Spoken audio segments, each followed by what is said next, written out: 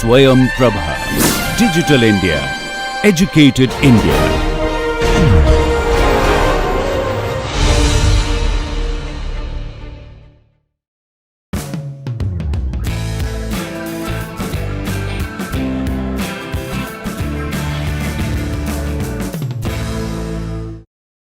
Okay, in today's class we will develop a finite element formulation for 2 node beam element. Before we proceed with that, let me summarize what we have done in the last class. In the last class we derived the governing differential equation for beam bending problem, and we also looked at while deriving this we also looked at various sign conventions that we adopted, that is for the nodal degrees of freedom and applied forces and moments and internal moments and shears, and these sign conventions are very important because the entire equation or subsequent calculations will be based on these sign conventions. And we also, while deriving this governing differential equation for beam problem, what we did is we used in conditions of equilibrium, that is sum of all forces in the transverse direction is equal to 0 and sum of all moments taken about a point is equal to 0, and we got the relation between the shear force and the applied load and also bending moment and shear force, and so in a way we can find what is the relation between bending moment and applied load. And after that what we did is we used assumed that these transverse displacements are small, and is based on the assumption that plane sections remain plane, we derived the relation between the displacement in the y direction, in the x direction, sorry, displacement in the x direction, and the relation between displacement in the x direction and the transverse derivative of transverse displacement, and then we derived strain, what is the relation between strain and transverse displacement, and then we used Hooke's law and got the relation between stress and strain, and then using the condition that are taking moment equilibrium about a cross section, we developed the relationship between bending moment and transverse displacement. And once we got this relation, we can substitute what is the relation between bending moment and load applied, and through this we got the governing differential equation, and it turns out that this governing differential equation for beam bending problem is a 4th order differential equation. So we require 4 boundary conditions to solve this problem, and these boundary conditions can be a combination or of any of the 4 boundary conditions, that is the transverse displacement, rotation, and bending moment, shear force. And here I want to emphasize that rotation is nothing but first derivative of transverse displacement, and bending moment is nothing but second derivative of transverse displacement multiplied by modulus of rigidity or EI, and shear force is related to third derivative of transverse displacement, and it is equal to EI times third derivative of transverse displacement with respect to the spatial coordinate, which is x. So now with that what we did is later we applied variational formulation or variational approach, and we got equivalent functional, and while deriving this equivalent functional we applied integration by parts twice because beam bending differential equation is 4th order differential equation, and also we substituted the relationship between transverse displacement and shear force and transverse displacement bending moment, and also we used variational identities, and we derived equivalent functional, which is going to be the potential energy for beam bending problem for 2 conditions. First is essential boundary condition specified and natural boundary condition specified, and this equivalent functional turns out to be potential energy for beam bending problem, and potential energy, as you know, it is nothing but strain energy minus work done by the applied forces. Here strain energy is nothing but bending strain energy, beam bending strain energy, and work done by the applied forces are nothing but work done by the distributed loads and work done by the point loads, moments and forces. So that is what we have covered in the last class related to this beam bending. So in today's class what we will do is we will develop a finite element beam 2 node beam finite element for later computational purposes. So essential boundary conditions for a beam involves, as you know, it is transverse displacement and rotations, both of them specified at the ends, and so the trial solution must satisfy these boundary conditions. In finite element this can be easily done if both transverse displacement and rotations are chosen as independent degrees of freedom for each node. So a simplest element, which is a 2 node beam element, has 2 degrees of freedom per node. A 2 node straight beam element is shown here in this figure, and here EI is assumed to be constant over the entire length of the beam element, and also applied load along the element length is uniformly distributed. So Q is uniformly distributed and EI is assumed to be constant, and this will be using these conditions at the end when we are deriving, when we are trying to simplify the stiffness equation and also load vector. So now to develop this shape functions and other things, it is convenient to define a local coordinate system as follows. Here you have 2 nodes in the x coordinate system. Node 1 corresponds to x is equal to x1 and node 2 corresponds to x is equal to x2, and the degrees of freedom at node 1 are v1 theta 1, that is transverse displacement and the derivative of transverse displacement, and the degrees of freedom at node 2 are v2 and theta 2, and this entire length, that is x1 to x2, is mapped on to another coordinate system in S, where S is equal to 0 corresponds to x1, S is equal to 1 corresponds to x2. So the relation between x coordinate system and S coordinate system is given by S is equal to x minus x1 over length of the element, which is nothing but x2 minus x1, and this relation, that is S is equal to x minus x1 over L, that is obtained similar to what we how we arrived for the bar element, that is we use linear interpolation formula, that is y minus y1 is equal to y2 minus y1 divided by x2 minus x1 multiplied by x minus x1. We use that relation similar to what we did for bar element, 2 node bar element. So see, using that relation we get the relationship between S coordinate system and x coordinate system. Once we got this relation, we can find what is ds, a small differential element of length ds in S coordinate system, how it is related to a differential element of length dx in x coordinate system, that is given by ds is equal to 1 over L dx, and that can be rearranged in the manner dx is equal to L times ds. So suppose if there is an integral going from x1 to x2, and if you want to change the limits of integration to 0 to 1, that is x1 corresponding to 0, x2 corresponding to 1, then the integral which is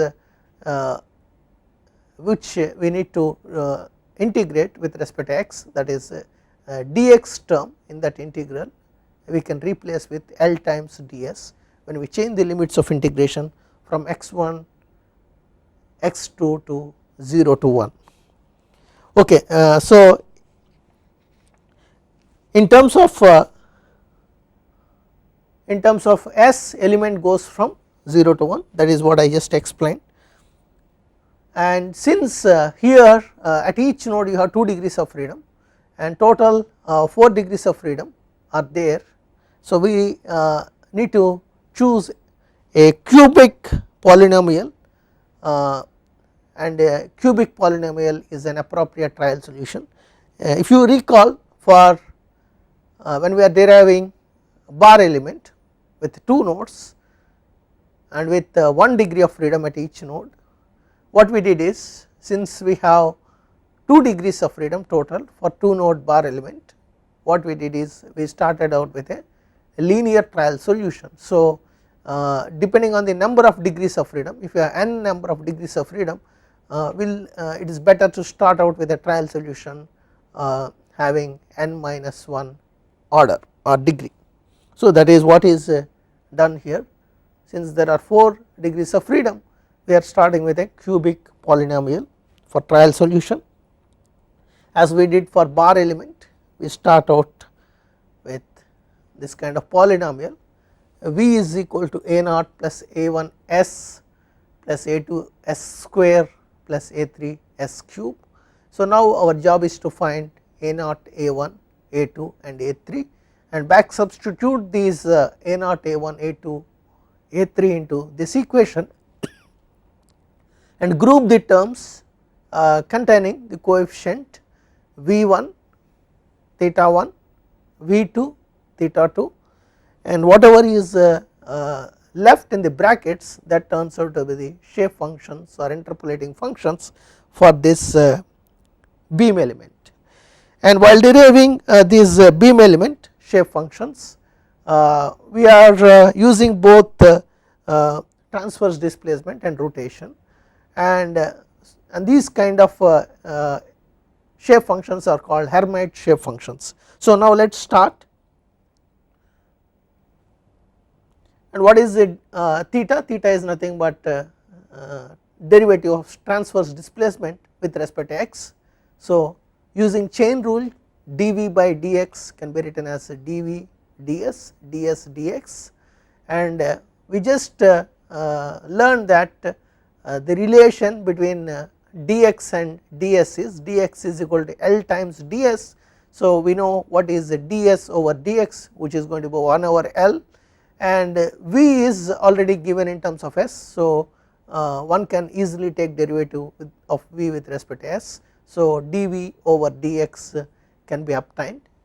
So now at each extreme point, that is at s is equal to 0, which corresponds to x1, we know what are the degrees of freedom. Transverse displacement is v1 and derivative of transverse displacement is theta 1. Similarly, at the other extreme end, which corresponds to s is equal to 1, which is nothing but x2, we know what is transverse displacement, and also we know what is the derivative of transverse displacement, which is which are v1 and theta 2 respectively. So we will make these substitutions. So now let us say at s is equal to 0, substitute at s is equal to 0 in the previous equation, that is v is equal to a naught plus a1 s plus a2 s square plus a3 s cube. In that you substitute s is equal to 0, will be ending up getting a naught is equal to v1, and next we need to substitute at s is equal to 0, derivative of v with respect to x is equal to theta 1, and when you do this substitution we get a1 is equal to L theta 1. So the unknown coefficients, out of unknown coefficients a naught, a1, a2, a3, we already obtained what is a naught and what is a1 by these two equations. Now let us substitute the other condition, that at s is equal to 1, v is equal to v2, substitute s is equal to 1 in the equation, v is equal to a naught plus a1 s plus A2 s square plus A3 s cube, then we obtained this equation, which is A1 sorry A2 plus A3 is equal to V2 minus V1 minus L theta 1. And similarly, now what we need to do is we need to substitute s is equal to 1 in derivative of v with respect to s x, and which is equal to theta 2, and substituting s is equal to 1 in derivative of v with respect to x, we get this, and equating it to theta 2 we get this equation, which is 2a2 plus 3a3 is equal to L theta 2 minus L theta 1. So we got two equations in terms of A2 and A3, and we have two unknowns to be determined, which is A2 and A3. So we can solve these two equations and get A2 A3 in terms of V1 V2 theta 1 theta 2 and L. So if you solve these two equations for A2 and A3, we get A2 to be this one, A2 is equal to minus 3 V1 minus 2 L theta 1 plus 3 V2 minus L theta 2, and A3 as 2 V1 plus L theta 1 minus 2 V2 plus L theta 2. So we got all the coefficients A0, A1, A2 and A3 in terms of V1 theta 1, V2 theta 2 and L, which is the length of the beam element. Now what we need to do is we back substitute all these coefficients A0, A1, A2, A3 into the equation V is equal to A0 plus A1 s plus A2 s square plus A3 s cube. Substituting A0, A1, A2, A3 into the trial solution, we get this one. Now rearranging this equation such a way that we group all terms having V1 as coefficient separately and theta 1 as coefficient separately, V2 theta 2 as coefficients in the same manner separately, we can rewrite this equation in this form. So whatever is acting like a coefficient to V1, it is nothing but N1, and whatever is acting like a coefficient to theta 1, it is nothing but N2, and whatever is acting like a coefficient to V2 is nothing but N3, and whatever is acting like a coefficient to theta 2 is nothing but N4. So with this understanding, we can write this equation in a matrix and vector form by defining N1, N2, N3, N4, which are going to be the shape functions or interpolating functions for this 2 node beam element in this manner, and which can be compactly written as N transpose D. Please note that the N vector is defined as N1, N2, N3, N4, whereas earlier for bar element it is defined as N1, N2. So at each stage you should be checking what the shape function vector corresponds to, so to avoid confusion, and the displacement vector D consists of transverse displacement and rotation components at node 1 and node 2, that is V1 theta 1, V2 theta 2. As I mentioned, N1, N2, N3, N4 are nothing but shape functions or interpolating functions, and if we write these separately, they look like this.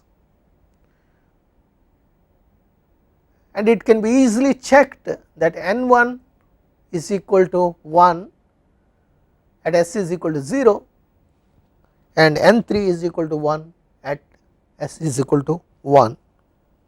And if you plot these shape functions by normalizing n2 and n4 with respect to L, that is the equation corresponding to n2 is divided on either side with L. So then it becomes a function of S alone. So we can plot how these shape functions look like when S goes from 0 to 1.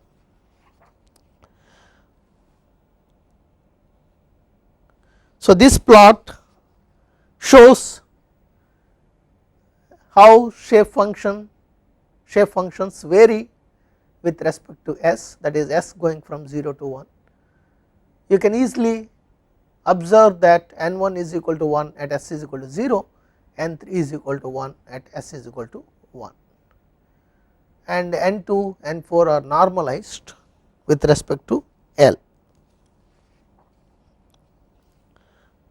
So we learned that the trial solution V now can be written as n1 V1 plus n2 theta 2 sorry n2 theta 1 plus n3 V2 plus n4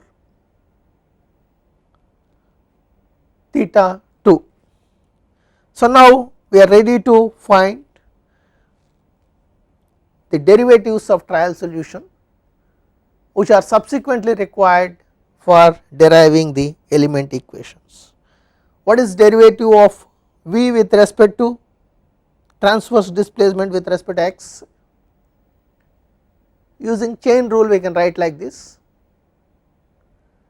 dV over dx can be written as dV over ds, ds over dx, which can be written as 1 over L dV ds. Substituting what is dV ds, we get this relation. While arriving at this relation, V is equal to n transpose d, that is substituted, n1, n2, n3, n4 values are substituted, and d is nothing but V1 theta 1, V2 theta 2. So after making this substitution and taking derivative with respect to S, we get this relation. And what is the second derivative of transverse displacement with respect to x? Taking one more time derivative of this, second derivative of transverse displacement with respect to x can be written as derivative of V, derivative of theta value, that is which is nothing but derivative of transverse displacement. So using chain rule this can be written in a similar fashion as we did in the previous equation, and finally we get second derivative of transverse displacement with respect to x as 1 over L square d square V over ds square. So now substituting what is V, which is n transpose d, and noting that the nodal values, which are nothing but V1 theta 1, V2 theta 2, are constant when we are taking derivative with respect to S. So taking second derivative of shape functions, we get this relation. And if you recall, while deriving the relationship between bending moment and transverse displacement, we noted that bending moment is nothing but second derivative of transverse displacement times modulus of rigidity, which is EI. So bending moment is equal to EI times second derivative of transverse displacement, and now we obtain what is the transverse displacement relation once we know the nodal values V1 theta 1, V2 theta 2, and if you observe this equation, and it turns out that this equation is linear. So whatever two node beam element, that we just developed, that gives us that captures bending moment accurately if the variation of bending moment is linear along the element length, because S is going from 0 to 1, and this relation, that is second derivative of V with respect to x, can be compactly written as B transpose D, where B is defined as the first row vector along with 1 over L square, and D, as you already know, D is nothing but V1 theta 1 V2 theta 2. But if you recall, in the potential energy we require square of V, second derivative of V with respect to x. So we require square of second derivative of V with respect to x. So that can be written, because second derivative of V with respect to x is a scalar quantity, we can write this as V second derivative of V with respect to x transpose second derivative of V, and we just noted that second derivative of V is nothing but B transpose D. Substituting that, we get square of second derivative of V as D transpose B B transpose D. So now we are ready, we got all the we got the trial solution in terms of finite element shape functions, and also we just obtained what is second derivative of V and square of that in terms of finite element shape functions. So now the next step is to substitute the trial solution, all these quantities, into the potential energy equation that we derived.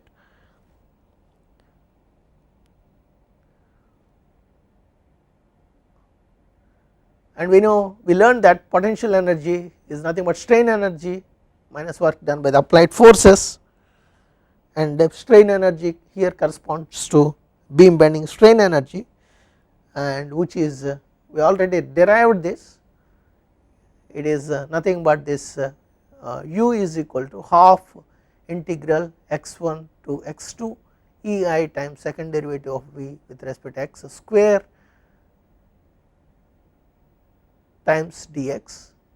As I mentioned earlier, we can change the limits of integration from x1 x2 to 0 to 1 in S coordinate system, and by making that substitution, that is x1 is equal to 0, x2 is equal to 1, and dx is replaced with L times ds, and ei is modulus of rigidity, and substituting what is the second derivative of transverse displacement, square of that, that is D transpose B B transpose D, and noting that D vector, which is nothing but V1 theta 1 V2 theta 2, they are independent of spatial, or they are not functions of S, noting that we can take them out of the integral and we can write in a compact form this bending strain energy, which is denoted with U there as half D transpose K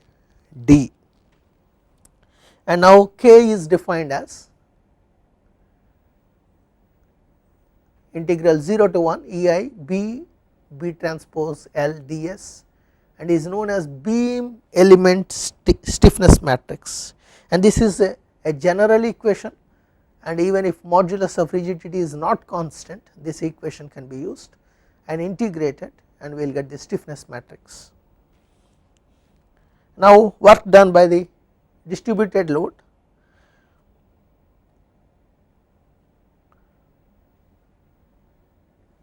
that is given by, we already derived this equation also earlier, WQ is equal to, that is W is because of distributed load Q, that is why subscript Q there. So WQ is equal to integral x1 x2 qv dx.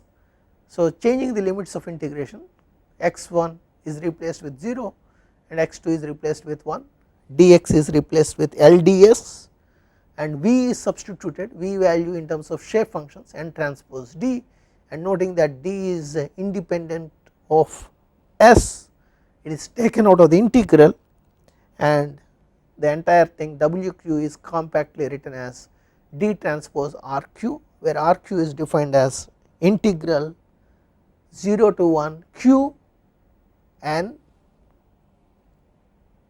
L ds. This is equivalent nodal load vector, and here this equation is also a general equation.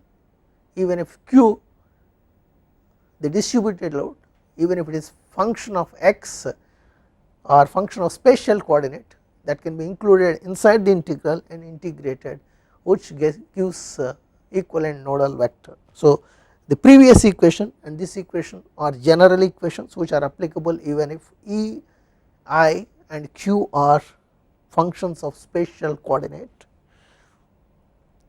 Now work done by the concentrated forces and moments which are applied at the extreme points of the 2 node beam element, which are nothing but nodes, is given by, it is nothing but force times displacement and moments times rotation, and this can be compactly written as d transpose RF, where RF is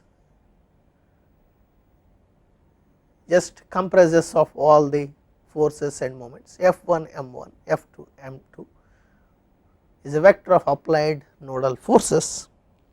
So, potential energy pi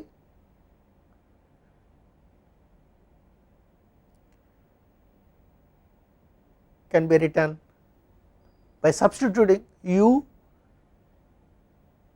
WF, that is work done or work done by the concentrated forces, which includes forces and moments, loads and moments, and WQ, which is work done by the applied distributed forces, is given by half d transpose KD d transpose minus d transpose RQ minus d transpose RF. Now applying the stationarity condition, and if you recall, we got potential energies here is nothing but equivalent functional in variational approach. So variation of this functional should be equal to 0, and which is nothing but partial derivative of pi with respect to the unknown parameters, which are here d, partial derivative of pi with respect to d gives us element equations. Finally, we get element equations from stationarity of the functional. Please note that this equation or these equations are applicable to any beam element regardless of how modulus of rigidity EI and Q vary along beam length. Once these values, that is EI and Q, are specified, numerical integration can be carried out to obtain element equations. We will see what is numerical integration in a while or in the later classes, but we will see a specific case, because we started out assuming that modulus of rigidity EI and Q are, modulus of rigidity EI is constant and Q is uniformly distributed load over the entire element. So we will take that specific case when EI and Q are constant, and then what we can do is we can explicitly write what is the stiffness matrix and what is the load vector, because EI, once we take out EI, integrand becomes very simple and we can easily integrate it manually. So by integrating this equation,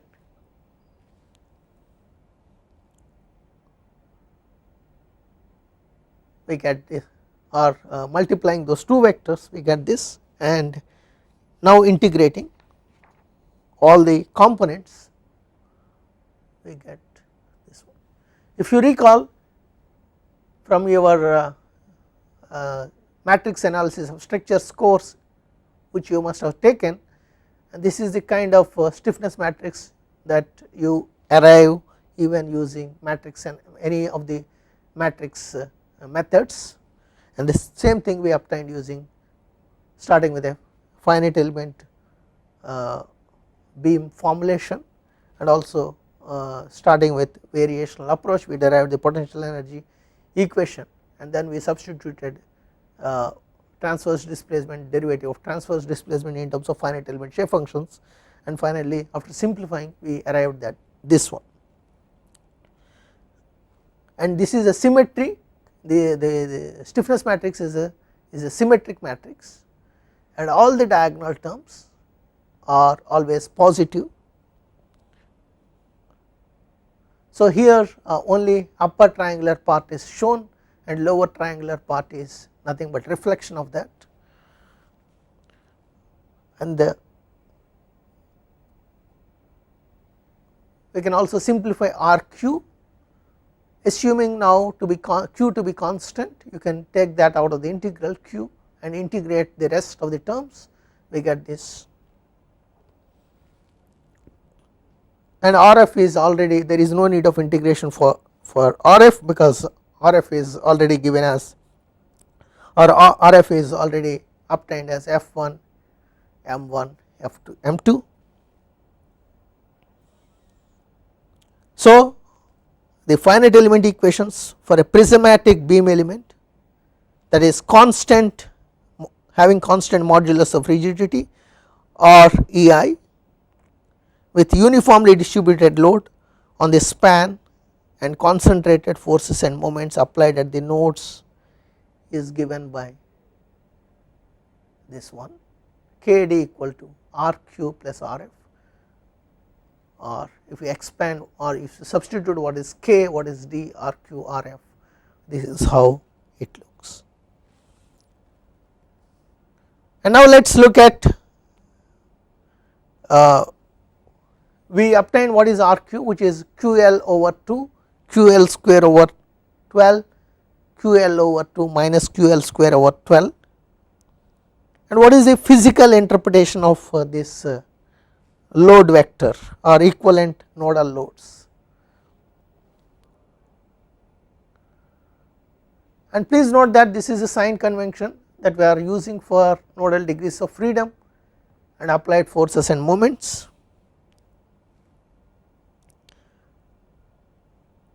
And with this sign convention for the 2 node beam element, we obtained for a constant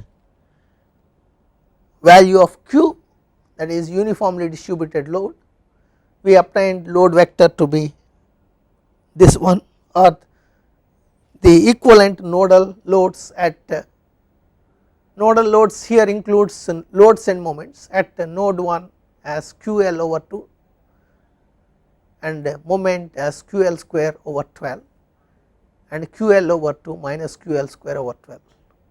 And here if you see, it is not just enough to remember or look at this vector as it is, but we should also make a note of what is the sign, what is this positive negative means. So here positive negative means whatever we are using this based on the sign convention, that is for nodal degrees of freedom, applied moments, applied forces and moments. Following that convention, this is the vector we got. Now let us consider a fixed end beam subjected to uniform upward load. The solution for this problem is well known and is presented in most elementary mechanics of deformable body textbooks, and here the figure shows fixed end beam subjected to uniform upward load Q along with the end moments and shear forces obtained using any of the solution procedures that are given in elementary mechanics of deformable bodies textbooks. And now all the forces and moments are indicated for this fixed end beam subjected to uniform upward load. So following the sign convention for nodal degrees of freedom, applied forces and moments, all these forces and moments on this fixed end uniform fixed end beam with uniform upward load Q, all the moments and forces we can write in a vector like whatever is shown there, that is minus QL over 2, because if you see this fixed end beam at the left end, their shear force is acting in the negative direction to the sign convention, that is why minus QL over 2, and again at the left end moment is QL square over 12, which is acting in a negative direction if you follow the sign convention for the applied forces and moments. So it is going to be minus QL square over 12, similarly the rest of the quantities. Now if we compare this, comparing the moments and shears with equivalent nodal loads, it can be observed that in both vectors the magnitude is same, except that the sign is opposite. Wherever minus sign is there, here for fixed end beam at that location we have positive moment, wherever a positive moment is there or positive value is there, we get a negative value here in this fixed end beam case. So the physical interpretation, a physical interpretation is useful in developing equivalent nodal load vectors.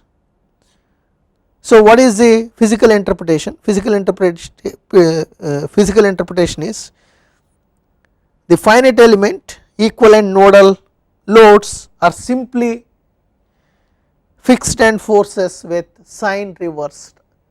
So if we have a distributed load,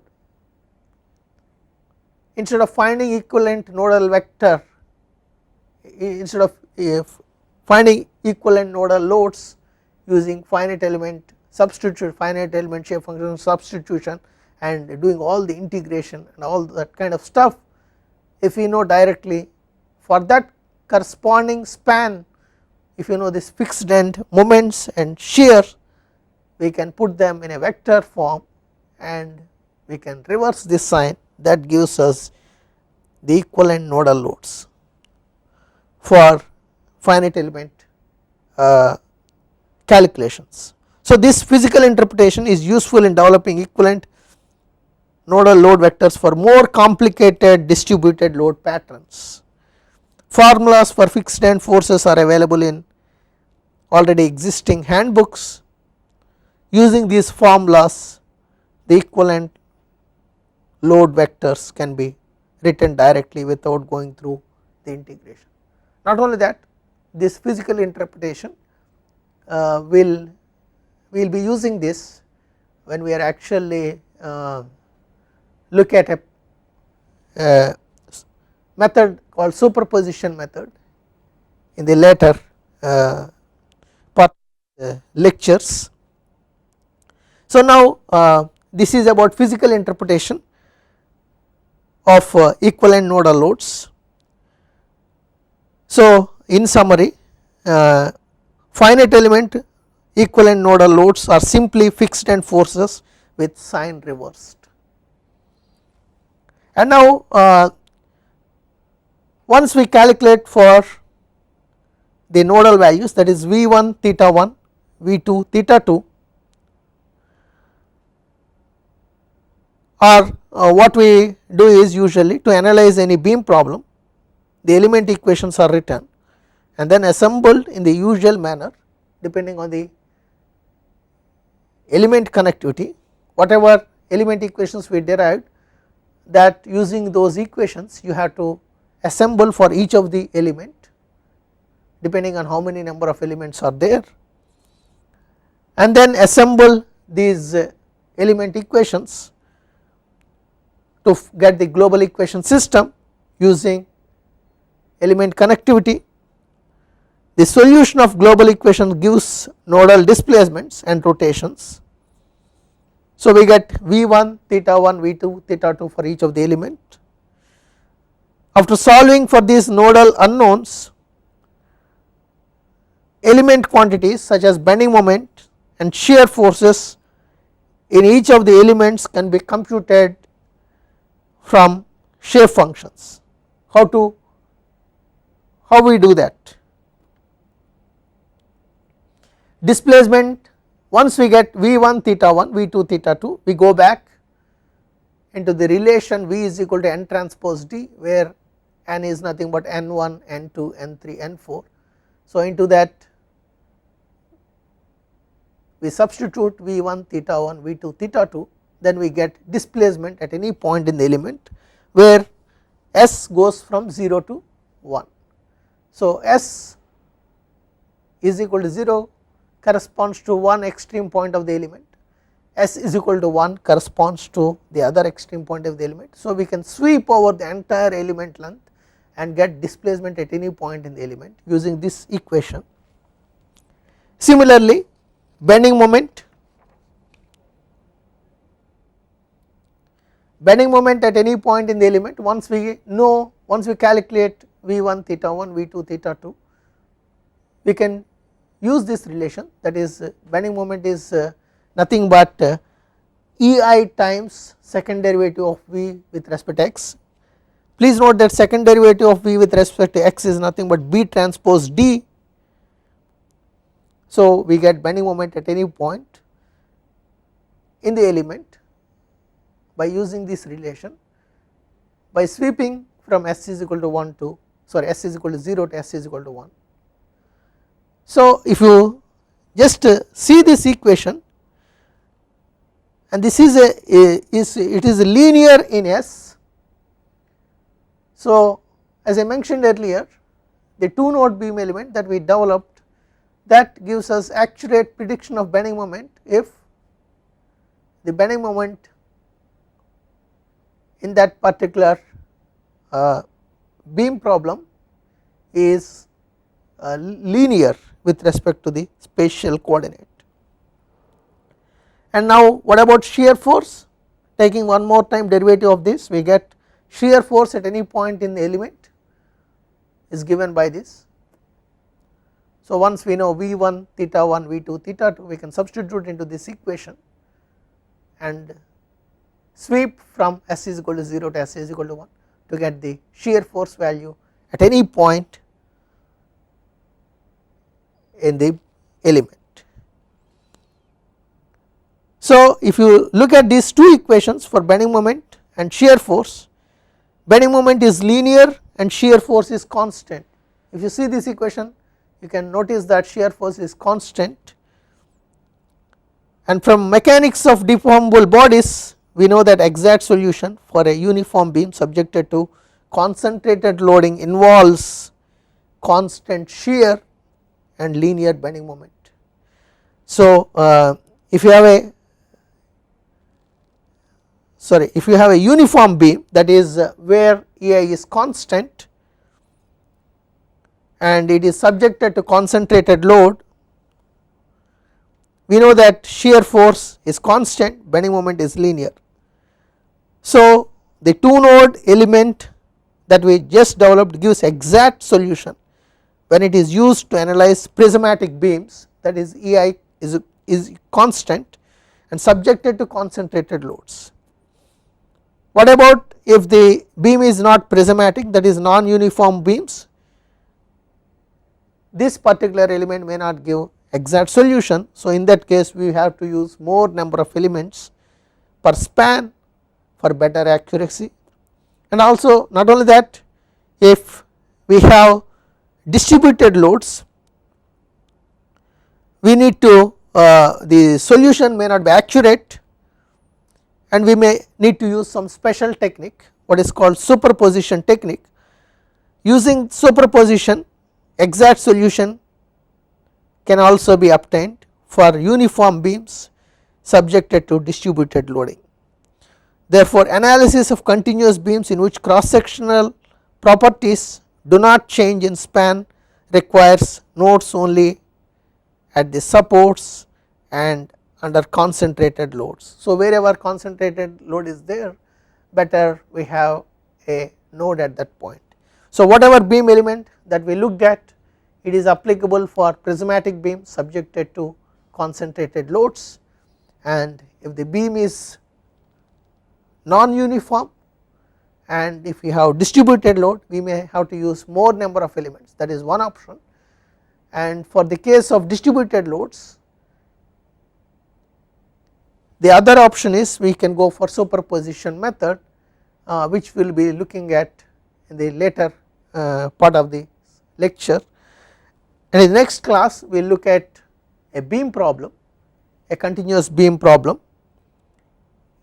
in which is subjected to concentrated loads, and we will see how the 2 node beam element that we developed performs. Thank you.